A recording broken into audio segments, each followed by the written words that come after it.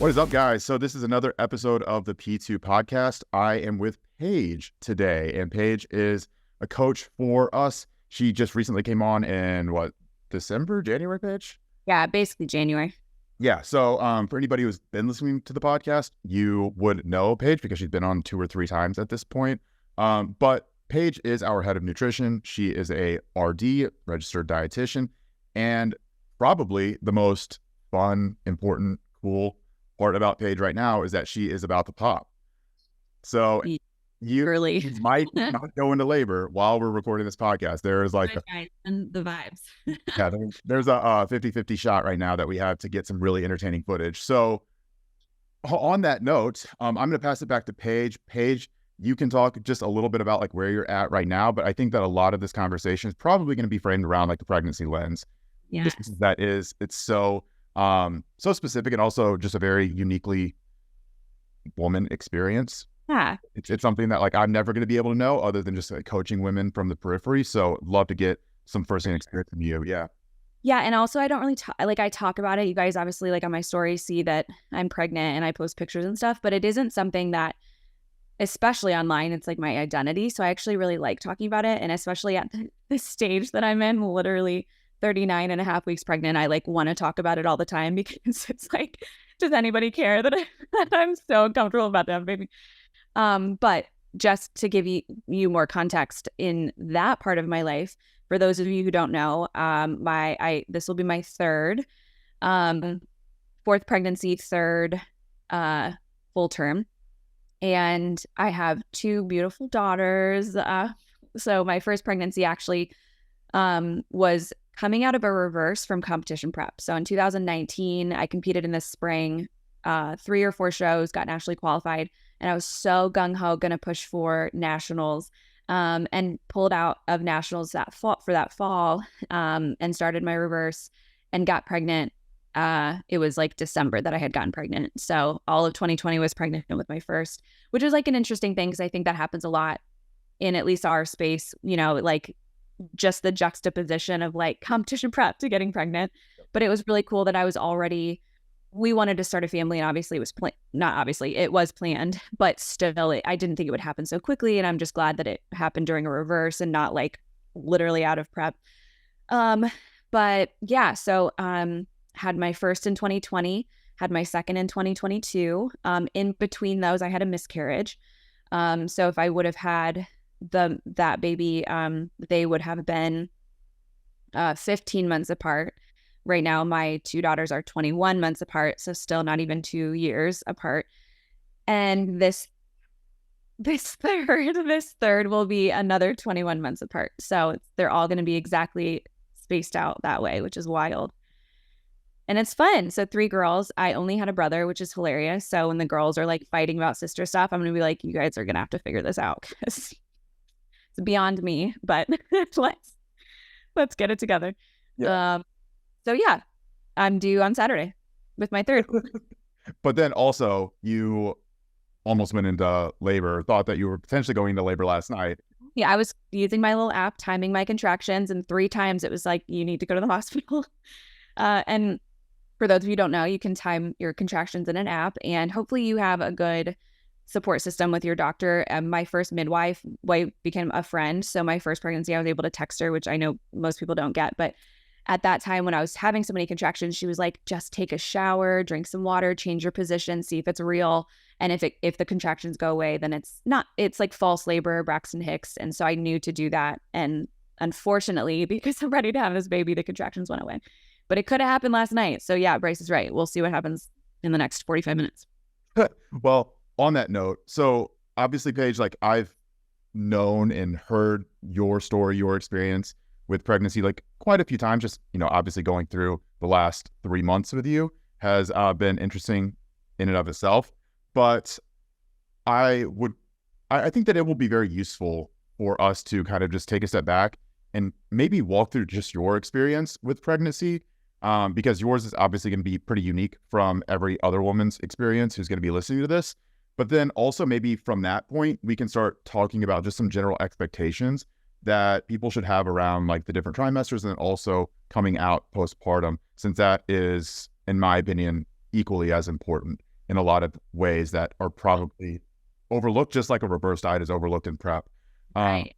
But yeah, if you want to just kind of talk about your experience with pregnancy, maybe some of like the normal things that you've gone through, but maybe also some of the more unique aspects of what you Yeah. with pregnancy. Yeah, I definitely feel like, I didn't struggle with fertility. I'm very lucky that when we started trying, that happened quickly.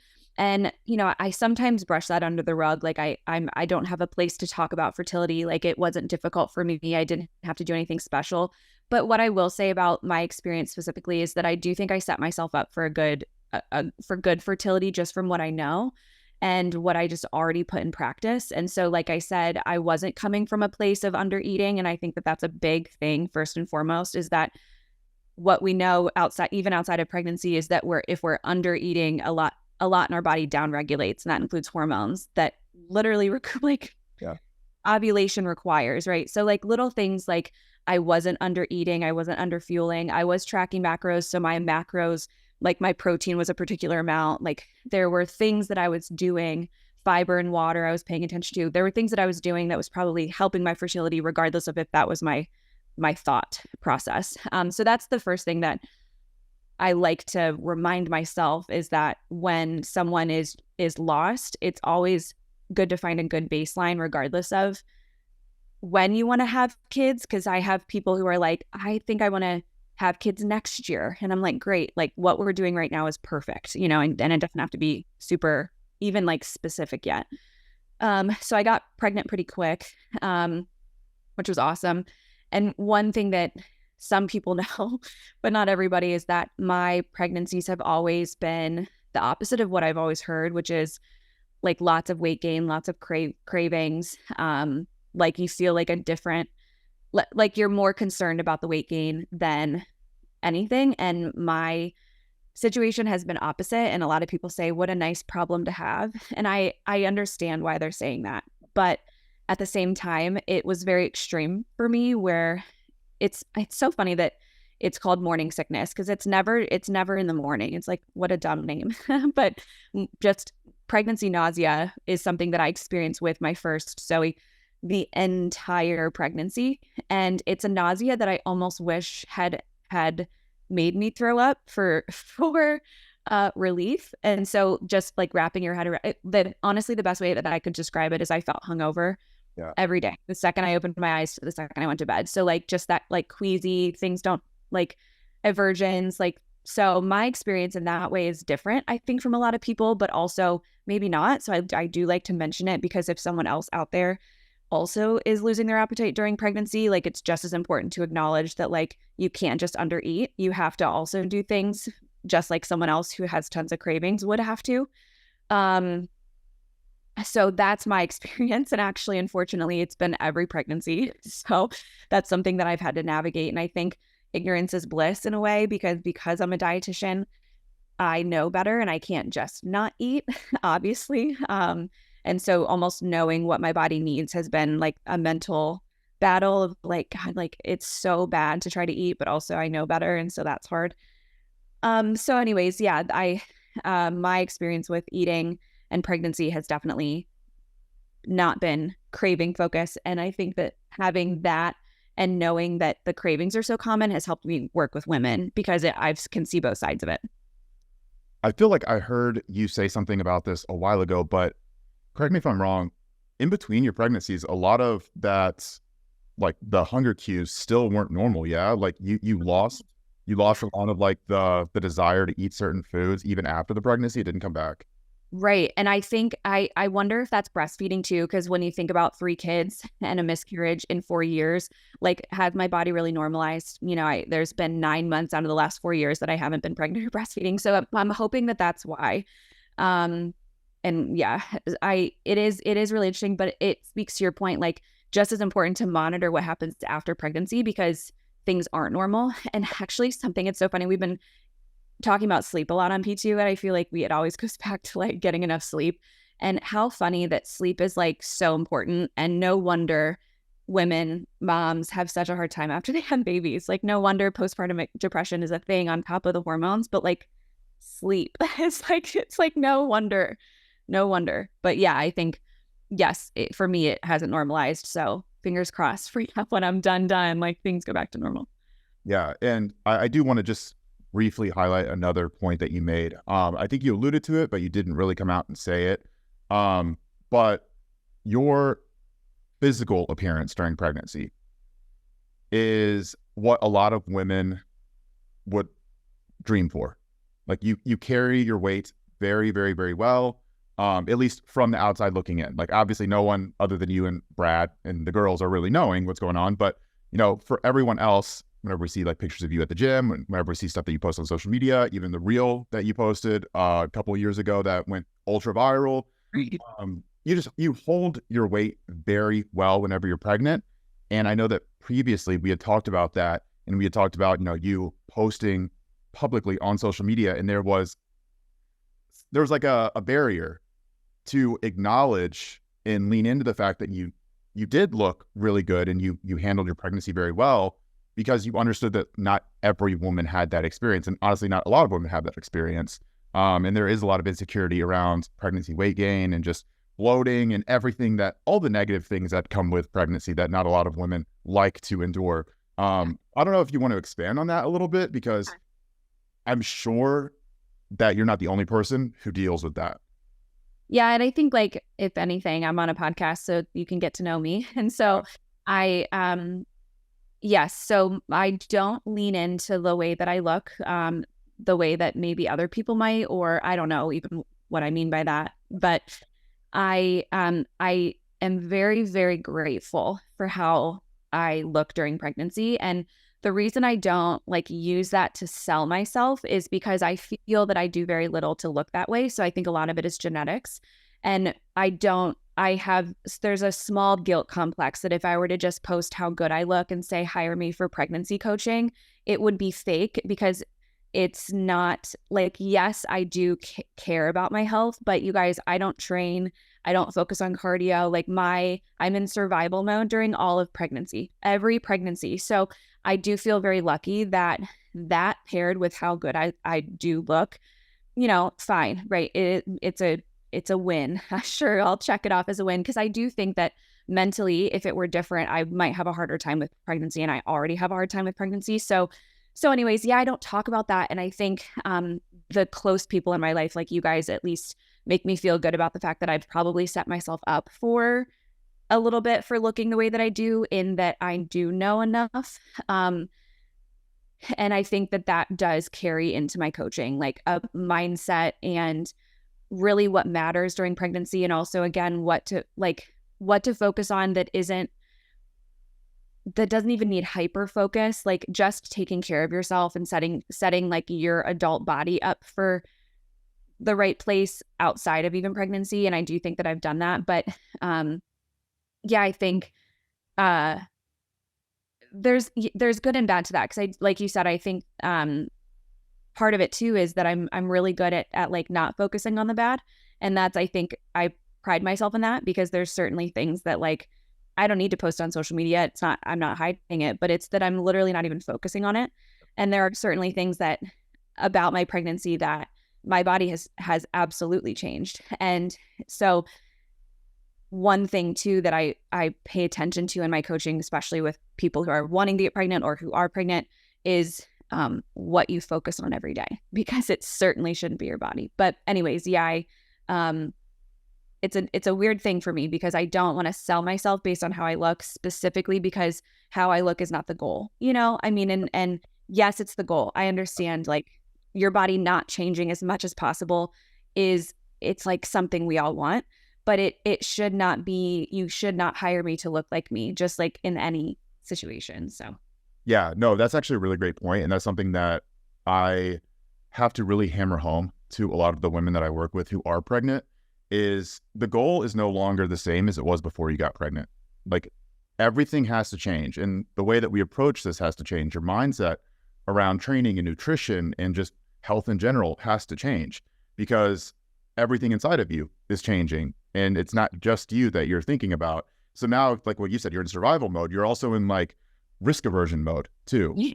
Like, that's really where we're at. And I try and talk about this with my clients as like, we're not in muscle building or strength building mode. We're in maintenance mode. We're trying to maintain our fitness as much as possible. Right. And that's the goal in the gym. It's not to build, it's to maintain. And obviously that's not even very possible towards the end. There are going to be some regressions, but the more that we can maintain through pregnancy, the easier that postpartum bounce back is going to be. And that's what, in my mind, is the most important. It's not getting strong. It's just being able to go through ranges of motion. It's being able to control your abdominal wall, and it's being able to move your pelvis at least as much as is reasonably possible, and all of those types of things. And that is a mind fuck for a lot of people, to very quickly change what you have been conditioned to focus on for a long time. Right. Go ahead. Body image standpoint, totally as well. I feel like when someone sees the scale increase, who's had this history of the scale increasing for negative reasons, of course you're going to think negative. Like, this is very, very uncomfortable. So one thing I say all the time is think about how different what's happening now is from the last time that you saw that number on the scale. Completely different. And I love keeping in context. Like, I'll say it now, the weight gain from pregnancy is not fat storage. It's going to be a little bit, just like in any like reversing situation, like normal homeostasis situation. But think about the fact that your uterus more than doubles in size. There's 1 to 2 pounds there. You grow a placenta. You literally develop a new organ. And when you think about it, like it's like 2/3 of your body. It's like 2/3 of your abdomen. So your placenta is huge. That's literally 3 to 5 pounds. Like, I saw my placenta on the outside of my body. It's 3 to 5 pounds right there. The baby, right, is 6 to 8, 9 pounds, whatever, 7 on average. So like it's already adding up. And so and your blood increases almost double, like there's fluid, there's so much that, and not even like fluid, like an bad fluid, like good fluid, like lymphatic fluid your body needs. So it, like, what I always have to say is, I know that the numbers are getting uncomfortable, but you are not doing what you did before to see that number. You're not letting yourself go. You're not training. You're not eating like shit. Most of the women who work with me and then get pregnant, I have to be like, think about how different your life was prior to getting pregnant than it was last year. Like, your nutrition and your habits, you've got to trust that what is happening now is so different from these like triggers that you used to feel. Because it's this huge outlier situation. So ignoring, like, my clients don't take weekly photos, they take bump pictures. Like, every month I want a side photo and that's it. They don't really weigh, we maybe touch base, but like, they go to their doctor. That's not how we measure progress. So it's a mindset shift for sure. Yeah, no, I think that actually sets us up pretty well to shift into like just some general expectations that women should have as they are going through pregnancy. And I agree that a hyper focus on body weight is not the best way of going about it. But there are some like reasonable recommendations that people should look at to know if like, okay, this is too fast that I'm gaining weight, or maybe this isn't fast enough based on my own body mass index, my own general weight. And I hope if you want to speak to that, maybe like some of your own experiences as well with like your own weight gain from the beginning of pregnancy to like until delivery. But I think that maybe give people a better idea as to like what they can expect, should expect, and maybe be able to game plan and work around as well. Yeah. My personal experience, again, because I didn't have an appetite, I tracked to eat enough. So don't like throwing around the numbers, but I will say I literally doubled my weight gain in my second pregnancy. Like, it just happened that way. I ate the same amount, like the pregnancy looked, and I looked exactly the same. So I just think that speaks to, at least literally, you guys double. Like, I think it was like, I'll be honest, it was like 20 pounds the first. It was not a lot the first one. I think it was like 40 the next one. And I literally looked identical. Like, the photos looked the same. And so that, like, I think it's easy for me to be like, look, there's proof that weight doesn't matter when, another woman maybe doesn't experience that. But yeah, the recommendations are technically based on BMI when they give you these weight recommendations of how much you should gain. It's like it's not very much in the first trimester. Not a lot happens in the first trimester. The baby is like, what's crazy, actually, a lot happens in the first trimester for the baby. They basically become a little human, like pea-sized, which is so wild. Like, their body organ systems are even developing and they're this little. So nothing really happens with you, but everything is happening for them, which is crazy. And then switch to the third trimester, they've been developed probably since the beginning of third trimester. And then they're literally just putting fat on to survive outside of you. And so the recommendations for weight gain, it's like a pound a month until you get to the third trimester, and then it's a pound a week. But how generalized, how and so what I say, like, first and foremost, when you're talking about what you need to expect and how you measure a successful pregnancy is like, what is your baby doing? How about you like focus on your baby's measurements? They're going to measure the length of your uterus when you go in for appointments. Obviously with ultrasounds, this past one, I've only had in 9 months, 2 ultrasounds. I've only seen her twice. One was the anatomy scan halfway at 20 weeks. The first one was like just to confirm she was there, which is crazy. So I haven't even seen her. And as long as they're measuring okay and the heartbeat is good, they're comfortable with like things are probably fine. And so if you're concerned about like you needing more indications that your baby's okay, say that to your doctor, right? Like there are elective ultrasounds. There you can get an at-home Doppler that I suggest after you pass the 20-week mark, so it's easy to find the heartbeat. But like there are other measures of success in a pregnancy than just your weight gain. I do think, like you mentioned in general, like what are some things people should look for? When I think about weight gain, and if I have somebody weigh or if someone's paying attention to that, I think really, really rapid weight gain in short amounts of time could indicate fluid retention, which can be linked to things like preeclampsia, right? So you've got to pay attention to your blood pressure. So there are certainly things like red flags, but I think it's like extremes, like obvious extremes. If things are super out of your norm, bring them to your doctor, but it can't just be oh my God, I gained 2 pounds this week instead of 1, right? So like you've got to really keep it in context. And like, is your baby growing? And again, it goes back to the mental, the weight that you're gaining now, it's going to come off, and like, I don't say that in like it's easy. I don't say that in even that it happens all the time for everybody, because a lot of women struggle with that. But my point is, you lose the placenta, your uterus goes back to normal at some point, after breastfeeding, things normalize to a certain extent. So a lot of what you're seeing on the scale will change after baby. What are some of like the, I guess, more subjective markers or things to look at to indicate maybe that a pregnancy is going very well, but also maybe that something needs to be addressed or something needs to be brought up with their doctor? Like, obviously you mentioned rapid weight gain, that I would say is a little bit more quantitative, that's more objective, you can measure that. But is there anything like subjective that maybe you ask your clients just to make sure that things are going really well, and if it does deviate too much, you're like, all right, this is a red flag? What's funny about that question is even like if you have like an ailment, I don't want to say gaslighting because that's being thrown around right now, but you go to your doctor and a lot of times they're like, yeah, that's from pregnancy. Yep. You're fine. So it's kind of like, it's not a red flag, and it can't really speak to necessarily the baby's health. It's just like a side effect. And I do like, part of it is, yes, that's probably true. And it's not indicative of how the baby is. Like acid reflux, right? The baby's still fine. Like your nausea or your cravings, that's about you. The baby's still going to be fine. Like Brad's mom survived on like cinnamon toast bread almost the entire pregnancy, and she lost weight. Brad was fine, so I feel like it's hard because even symptomatically, like I really do think that it's like fluid is huge. Baby's heart rate is huge. And then movement eventually. Once you start feeling movement, I think that that's a big thing to look for. Because the baby does eventually in trimester 3, especially towards the end, they actually start developing their own sleep-wake cycle. So paying attention to when that they're usually active versus not is good. It's like in a 2-hour period, you want them to move at least 10 times, I think is like a general recommendation. So kind of paying attention to, again, movements, heart rate, and then obviously measurements for the baby. But other than that, it's hard because, again, a lot of times I even had this weird like ear thing happen this pregnancy where I would feel all of a sudden I'd be talking, it would feel like I was underwater, like my ears had to pop on an airplane.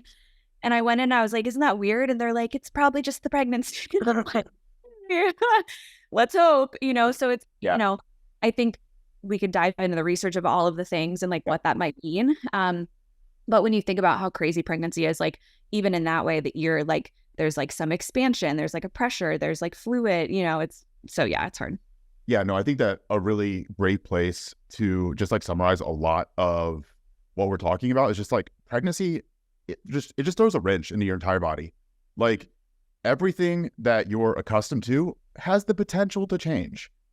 And some things are going to be from pregnancy, but I think what you're saying here is it's also important to note like what is potentially a symptom of pregnancy and what is not a symptom of pregnancy, and being able to distinguish between those two things. But I will say I agree with you 100% that there is just like a convenient excuse to throw a lot of issues that pop up during pregnancy into the bucket of that's pregnancy related or that is caused by pregnancy. And I've seen this a lot with even my own clients that have gone through this, where something will come up and I'm like, that could be from pretty much anything. And they're like, oh yeah, like my doctor told me that it's because of, it's pregnancy related, right? Like it should go away afterwards. And I'm like, well, hopefully it does. Like, is there a plan if it doesn't? Like, are we just holding our breath and hoping or what's going on here? But Right. it's just, I agree with you. And, this probably also goes to a lot of like what we've talked about outside of this, where there is a lot of misconceptions, misinformation, not on purpose, but also kind of myths that are associated with pregnancy, but also just everything around pregnancy too. And I think that a lot of it comes down to practitioners just have to really cover their ass, because anything that they say can be held against them if they get asked for exercise advice and they're like, oh yeah, you can exercise in moderation. And if someone hurts themselves, then they're going to be like, my doctor told me I could exercise. Yes. Exactly. So everything has to be so far out on like the risk averse spectrum that a lot of it becomes like not even helpful. Yeah. So general. But no, that is, I think, where you are able to really like talk to your experience, and it does provide a lot more clarity on some of these topics. But I guess that also goes into a question that I have, because this is something I'm not even as clear on, is how important are macros? And well, I guess micros are very important, but macros itself, as it relates to total calories, because obviously total caloric load is going to be something that is incredibly important for a growing fetus. But what about macros? Like, how important are macros? Yeah, I think it almost should be a micro focus, like you kind of started to say. And so I have a post coming up about this that's very general about pregnancy calories, in that you do have to increase calories over time. And I think that a good way of framing that for your brain and like just mental state of having to increase, especially if you're afraid about waking, is that you actually need more for breastfeeding, more calories for breastfeeding than even during pregnancy, which is something people probably don't realize. And so you can almost consider your entire pregnancy a reverse diet, getting you ready for if and when you would like to breastfeed. But to answer your question, I have my clients focus mostly on protein. I do give them all 3 macros just to like conceptualize what it might look like, especially because my fat recommendation is always based on like American Heart Association recommendations, percentage of calories. But what I will say from personal experience is that it doesn't always happen that way. Like sometimes you have a little bit more, and for 9 months, that's not going to cause, heart disease. So I really I set them up for what it might be, especially if someone's feeling really good. Like you can hit all 3 macros, might as well, right? But I would say protein is the biggest one, and there is a minimum. It's about, everyone's going to be different, but it's about like 80 grams at minimum for you and baby, probably for a lot of adult women. Again, everyone's different, but that's like a general recommendation you probably could use. So protein, I would say, is the most important on top of micros. And I think just one thing that people need to realize is that people already don't fuel their body well enough, like for their just adult life, like outside of pregnancy, that in itself will set them up for a better pregnancy. So focusing on because people say, well, like what nutrients do I need during pregnancy?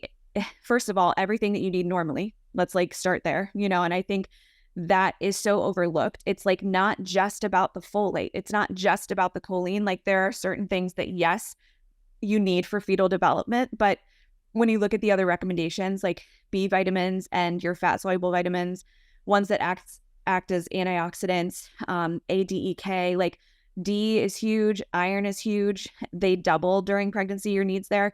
But like, do you even get enough before pregnancy is like my thing. Like, what does doubling even mean to you, you know?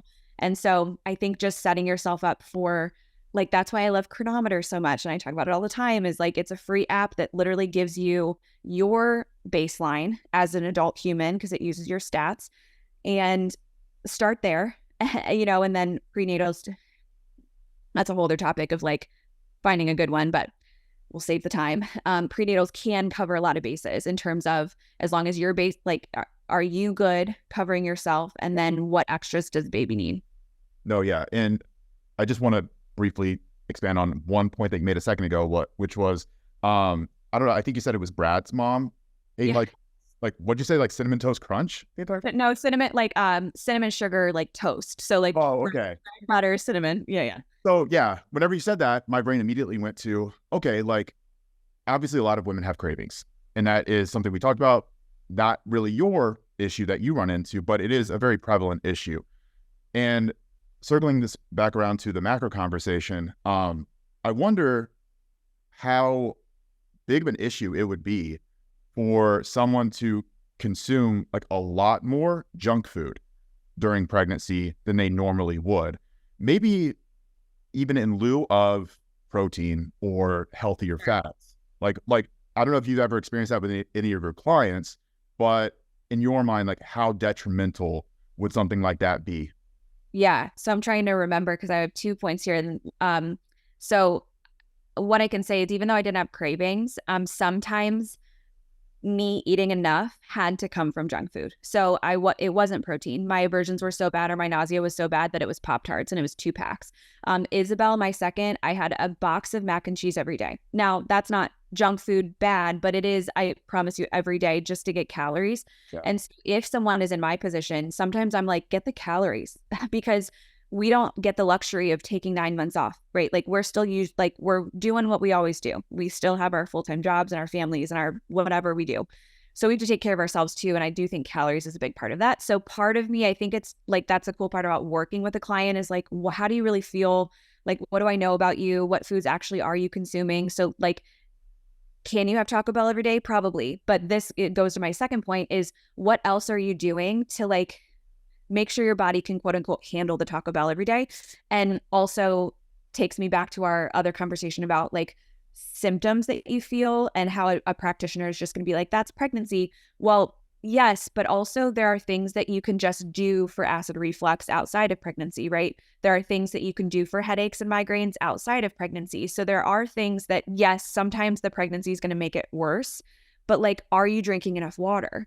Are you consuming enough B vitamins and zinc and potassium for good stomach acid production to reduce the recurrence of GERD and acid reflux? Like, those things are what is really cool about coaching. And like, what we do is that, yes, you're going to get more acid reflux. You might get more migraines during pregnancy, but there are some things that you can do that would mitigate some of that on a basic level. And so when I think of like cravings and junk food, like there's always a place for that. And if you need the calories, like, can you get Taco Bell and like literally pair it with a protein? Like can you chew your food more when you have your junk food, right? Can you make sure that like every time you have something that might be more calorically dense, like maybe you eat it over 2 meals instead of the one, you know, like there's rather than thinking like this is good and this is bad, like how can you optimize getting those calories in without hyper focusing on the fact that it's just junk food, you know? For sure. Yeah. And I think that pretty much touches on some tangential questions that I had related to like how important is regulating blood sugar and like those types of things whenever you're pregnant. But I think that's probably a little bit too in the weeds for the time that we have. So I do want to move on to talking about like expectations around delivery, but then also immediate postpartum, and then like what that window looks like to quote unquote get back to normal. Like, I know you've never really had a full get back to normal period because you have had some pretty back-to-back pregnancies, but like what in your experience has like that the delivery felt like, or not felt like, but what has that experience been like in terms of like getting back to normal movement, normal mobility, normal life? And then how long has it taken you until you feel relatively comfortable in your like post baby body? Yeah, so I feel like even though I like look fine on the outside, it certainly F's your body up. Like it is a traumatic thing to push something through your vagina. And I'm lucky that I haven't had any C-sections. And so I cannot speak to that. And that is a beast in itself. With that said, though, it's still a traumatic experience. And so I think one of the first things that I can say is that that 6 week, grace period or that 6 week like check in, they say don't do any activity for that. It's probably too generalized. However, I don't think that just because you're feeling good at 2 weeks postpartum, you should jump into anything, because I've always strictly done the 6 weeks. Like, cool, I don't have to do anything for 6 weeks. I'm just going to walk. I would walk, but I really didn't train. I didn't do anything. I wasn't like chomping at the bit to like get back to my training. And what I've heard, that helped me a lot. I think, first of all, because it did let my body heal, even though I felt fine. I really felt fine, like I could train. But I've also heard a lot of women who feel fine and jump into it experience like prolapse and really, really scary stuff where even if you're feeling good, like organs can get displaced and separation can happen. And it's just, it can get bad even if you're feeling good, I guess. So I have always stuck to the 6 weeks. And so I do recommend that for my clients. But one thing that we talked about is pelvic floor physical therapy needs to be part of that. So the way that I describe it to people who don't know what to expect for that is they're both, so when you go to your gyno for that post checkup, and if you were to go to a pelvic floor physical therapist, they're both internal exams. So people don't realize that because it's physical therapy, that it's internal and external, but it's the same. It's like an internal exam, but the midwife doctor is going to check like organ health, and the physical therapist is going to check that, but also like muscle integrity. And so I think that's cool because they're actually kind of looking at separate things. And when you think about it, like organ health is certainly important. Like, is my shit good? Like, are we good post baby? But really on a functional everyday level, like, is my functionality okay? And that's what a pelvic floor physical therapist can do. So that's something that I think everyone should find. And I think it should be recurring. I think it should be during pregnancy. I think it should be 2 years later if you're still having like issues. You pee when you jump, like when you sneeze. Like even if I've heard if you're 5 years postpartum, like it can be addressed. So anyways, I think sticking to the 6 week mark, working with a pelvic floor physical therapist. And honestly, I'll say too, it doesn't have to be a recurring thing. Really, I learned a lot from just a couple appointments because I learned a lot about how your breath is attached to your pelvic floor. And that has made a world of difference. Just even with my next pregnancy and then my second delivery, I pushed for 5 minutes. I swear, I think it was because I know how to train, but also because of what I learned in the 1 or 2 pelvic floor physical therapy appointments that I had. So like giving your body grace, like not just saying, well, I feel good, paying attention to like expectations and like why you're wanting to jump into it. Cause I think that's a thing too. Like if you come from a bodybuilding background, people are going to expect you to jump right back into it or want to.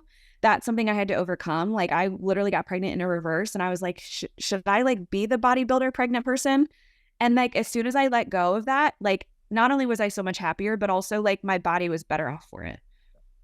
Yeah, no, I think that's a great answer, honestly. And we are running a little bit long on time. I did want to ask if you got any questions. Did you get any good questions that we could go over from? No, people want specifics, so we can do that.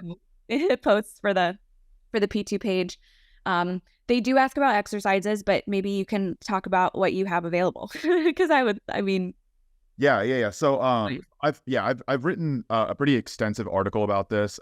Maybe this is a good plug for the course that we're about to release, that we are going to have on our portal. So that is just a really cool thing that we're currently working on and we're trying to put together. Like what Paige said, there's only so many specifics that we can put into these things. So it's incredibly important that everyone has some doctor, some physician, some physical therapist, some midwife that they're able to communicate with and get more specific and relevant information for their own situation.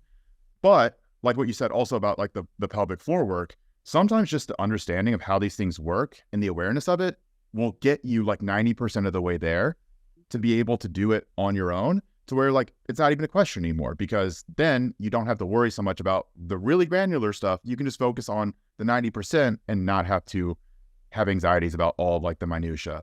But in terms of training, one of the big things for me is that I do think training should be persistent throughout pregnancy.